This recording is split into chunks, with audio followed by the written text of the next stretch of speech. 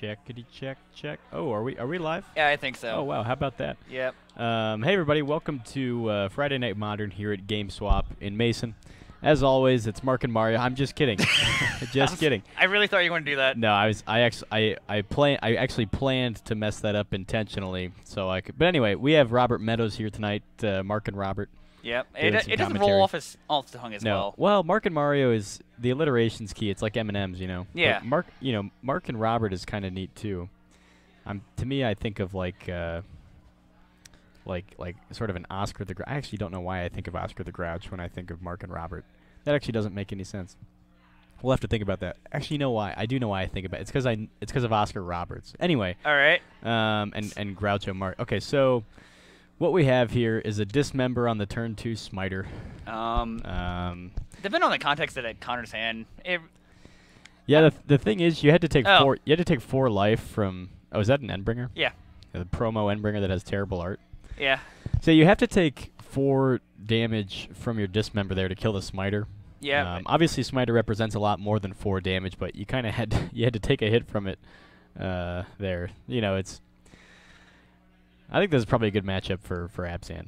But I think you can always lose to the Allah's Dust. Oh yeah. Also, just the fact that Connor had a really good payoff after dismembering the smiter. Sure. Well, and it looked like he just had natural Tron, right? Yeah. Never lucky. He didn't crack an expedition map. No. It's Natron. Yeah, the chance of. I mean, this is actual not just turn 3 Tron. It was actually natural. What are the chances of that? I think it's under 3%. So. I think I read something online, and it wasn't that high. It's definitely not high. Yeah. I forget the exact numbers. I just don't know if it's like just regular low or if it's like really like astronomical, like fractions of a percent kind of low. My guess is it's somewhere like 1 to 3%, just guessing with no statistical background or knowledge whatsoever. But Thought here is pretty good. Yeah. In fact, this is kind of just brutal. I don't think Ty can win this game right now. No, I hate this Eldrazi Tron deck. Robert, I do too. The thing is that it's got so many terrible hands. It doesn't deserve to win games. But this is the kind of this game with this game to win. Yeah, you just whatever, take your win. Like the Endbringer just clean up the hierarchs, no problem. Yeah, voice is somewhat resilient to Endbringer, except for that he can still make it not block. Yeah. And of course Endbringer is a 5/5 compared to voice at 2/2. This is just brutal. I don't really want to. Can we just go to game 2 already? This makes me sad as a green-white mid-range player. This makes me sad. Same. Oh, all right. Okay, we got something here. Path on the Endbringer. Yeah. What really sucks about that is you'd love to path the Thought-Knot Seer to draw a card, but to at least you kind of have to path the Endbringer, right? Yeah, it represents a lot more. An Endbringer by itself can just take over a game. No, Endbringer is one of the most powerful pound-for-pound creatures. I mean, so it's a 6-drop, right? Yeah. 5 and a waste. Yeah. That's probably the most powerful pound-for-pound 6-drop out there. Maybe competing with things like Inferno Titan or Prime Time. Yeah. But I can't think of a 6-drop that just does that much. Now, notably, it does have a lot of text. It's got a lot of text. Notably, Endbringer doesn't have an ETB effect. So sometimes, if we had the path straight away, it would do nothing. Yeah, you can blow it out. But if you untap with that thing, which is to say, once you untap with it, you get to untap with it twice as much as other creatures. Yeah, and it's insane.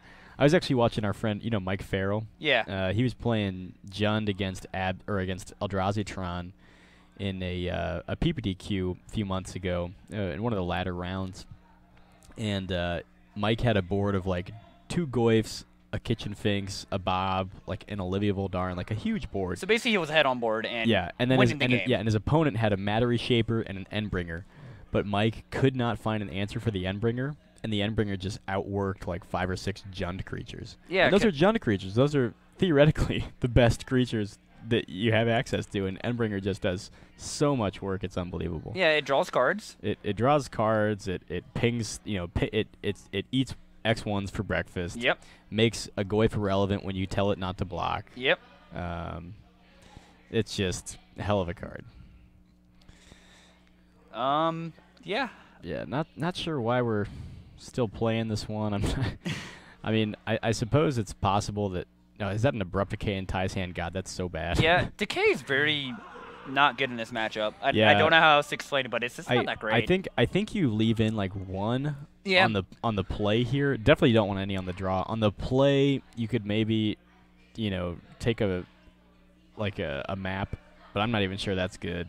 It also, it obviously kills Basilisk Collar and some of the stuff like that. I think you leave 1 in on the play and 0 on the draw, but terrible card to have right now. I still like this matchup from the Abzan side, honestly, because... Well, Ty's on like beat down Wiltleaf Abzan, and I like the matchup from that perspective, right? All right. If you go, because Ty went turn 1 Hierarch, turn 2 Smiter. Yeah. If his turn 3 was a Wiltleaf Liege and the Smiter was alive, of course Connor dismembered it, but if Connor didn't have the dismember, or if Connor didn't have turn 3 Tron, we could have seen Ty put up a very fast clock here with a large most board. definitely. But like the Eldrazi Tron deck does have turn 3 Tron and Endbringer, just like that close out the game right there on it, from my opinion. The other thing is Ty's in an interesting spot with this little kid Abzan deck. Voice and Finks are actually really resilient to All Is Dust. Yeah. If your opponent taps out for 7 for an All Is Dust, even if it's on turn 4 or something, you still have these guys on board, and you can just beat their face in, with a 2/2 voice token and a 2/1 Finks. Well, anyway, we'll see. It's scooped up there, folks. I don't know. I don't like Eldrazi. I sort of thought Connor was on Burn. I kind of wanted to watch Ty fight off Burn, but watching Ty fight off alien monsters is decidedly less interesting. I agree. But maybe it'll get better. Maybe we'll have a nice interactive game 2 here. Yeah. I remember when I was on Abzan, I brought in some number of Damnation if Ty has them. I think so. Because Ty's on a heavy creature variant, I don't think he wants the damnation. I'm not even sure he has it. I was looking at Ty's sideboard earlier. He's got 2 Stony Silence. You definitely want those here. Yep. Shuts off the maps, the Basilisk Collar, stuff like that. I think he goes ahead and brings in. He has a Sword of Light and Shadow, which doesn't do anything per se. But I like that card. Yeah. he's got a 1-of Spicy Sword of Light and Shadow, and it doesn't die to All Is Dust. No, it doesn't. So that's nice. And it also, it helps it helps even a card like a Noble Hierarch become a threat. Right. And notably, the Pro Black is relevant against Dismember. Yeah, and that's the Pro White Black is not very good at all here, but the Pro Black does save against Dismember. So I wonder if we see Ty bring that in. I can see it. Because he has a lot of bad cards that can come out in this matchup, I assume. I assume he wants to leave in all the paths. Yes, but he definitely, if he's got multiple Abrupt Decays, definitely shave most of them. Yeah, I can see keeping 1 in for the play, definitely. Yeah. Like I said, it really depends how he feels about the matchup preferentially. Sure. Because I kept in 1 when I played Abzan. Yeah.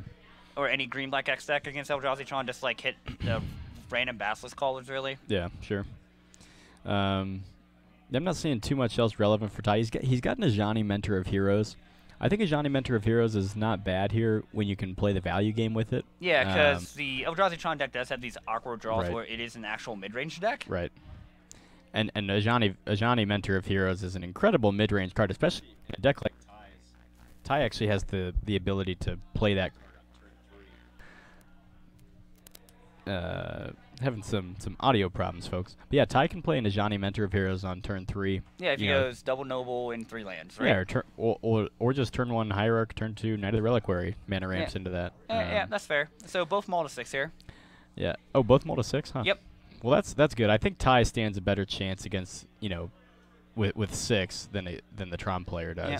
So with Little Kid Abzan, I don't know how many discard spells they run. So I think Ty is running like 2 Thoughtseize and that's it.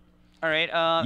Usually a Little Kid deck is sitting around like you sort of flip the Abzan has like 14 creatures and 22 spells.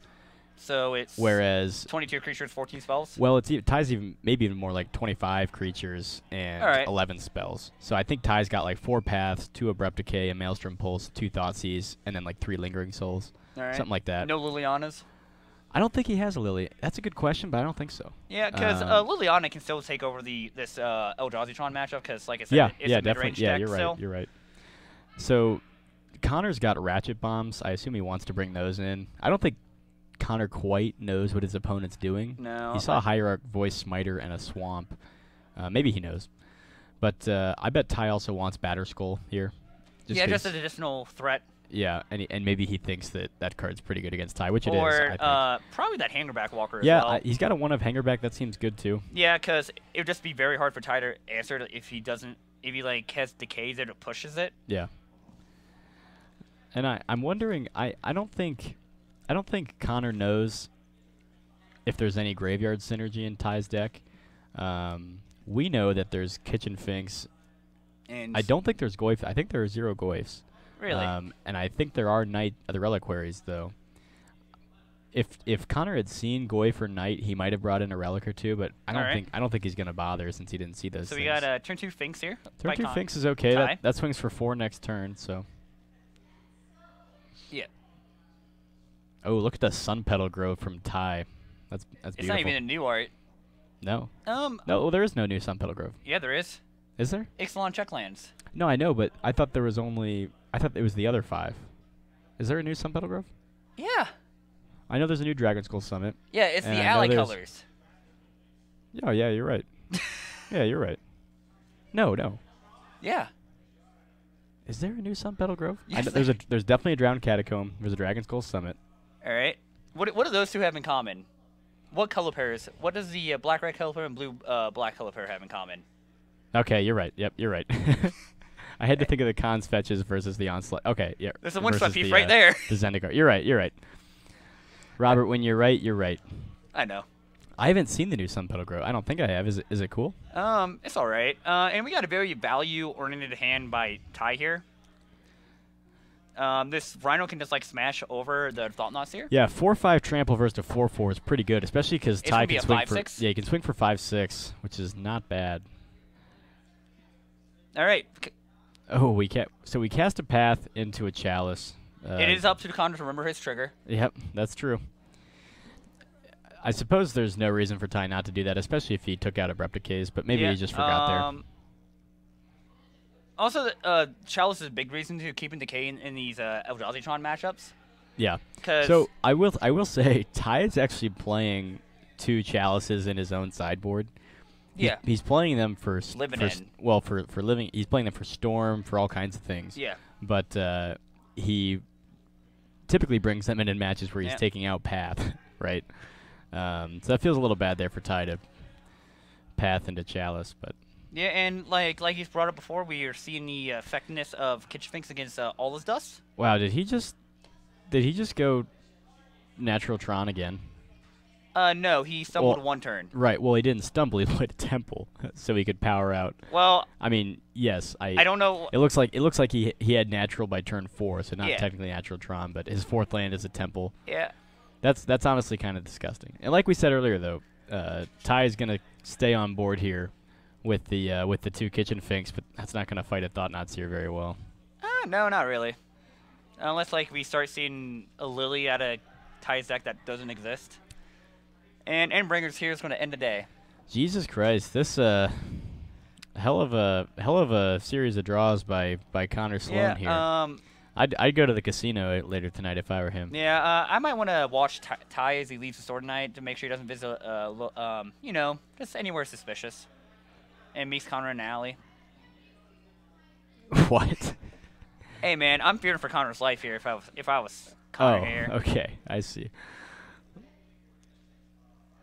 Yep. Endbringer shooting the Finks. And is that like a Worm Coil engine or a Battle Skull in the sand? Oh, that's a Battle Skull. Battle Skull and an Expedition map. So it looks like he did bring the Battle Skull in, like we said. He hasn't even had to use this map. That's what's annoying here, right? Yeah. he literally hasn't had to bother using Well, the he map. can't cast it anyways. What do you mean? Oh, he can't cast the map through the Chalice. Sure. That's relevant. God, this is dumb. I hate this deck, folks. Does anyone like playing this deck? I don't get it. I don't get it either, honestly.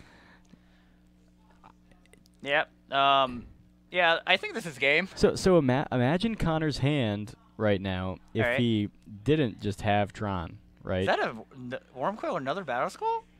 I think that's another Endbringer. All right.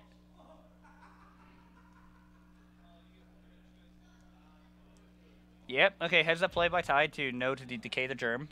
Yep. I mean, I don't know how relevant it's going to be. My guess is not very. I agree with that. How's that? I agree with that guess. And it seems like we just had another haymaker here by Connor. What do they draw? Oh, another batter skull? It's something foily, so I assume it's a haymaker. I think it's another batter skull. And Connor elects not to play it. I don't think he needs to, honestly. He's playing around the wrath, I guess. So this Gavany could have been sweet earlier when Ty had 2 persisted kitchen finks out. Oh yeah, most definitely. But a little late to the party. Go score to the Gavany Township anyway. Yeah. Put a counter on the voice in response. Nice play, Ty. Fighting an uphill battle though. Yep, and bring her drawing card. Oh, that's a Karn.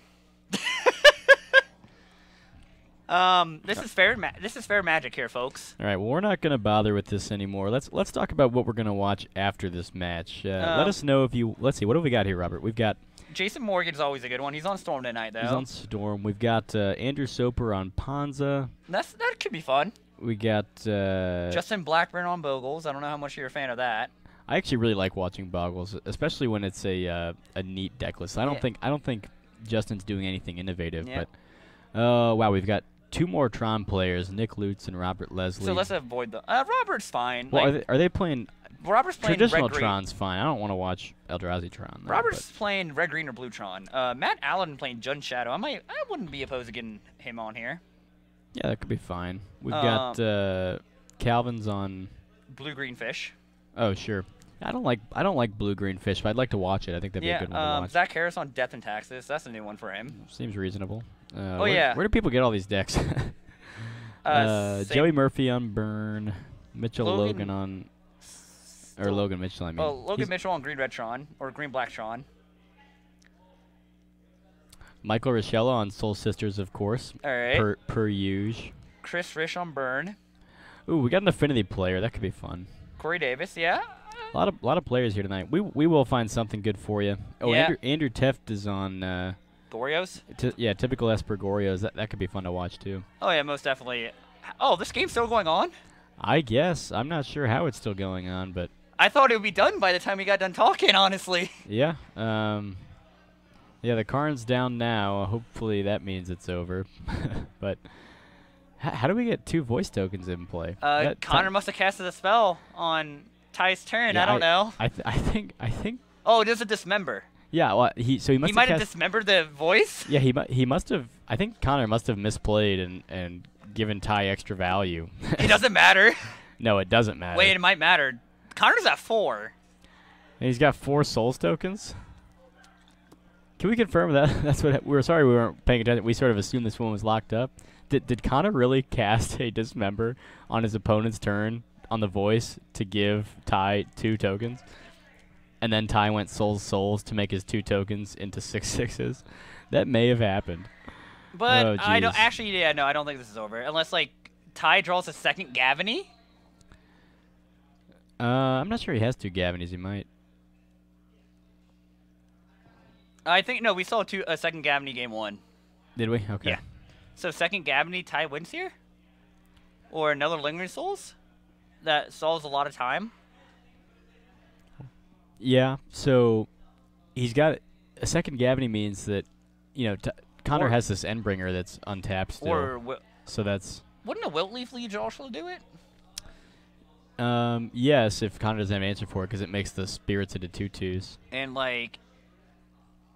Yep. Okay, Ty's still scooping. Yeah, so okay, so we heard Connor confirm he did cast a dismember on the voice to give Ty an extra voice. Yeah. Even when everything's handed to you, folks, when you have these turn 3, turn 4 Tron naturally. Yeah, you can still misplay and still win. You can still misplay. So I actually that was somewhat exciting. I really wanted Ty to come back into it. Yeah, like we were just putting our head down. We honestly thought Ty was going to lose that game based on the board position. So a lot of time left. We'll see if we can get a second match for you guys. Don't go away. All right.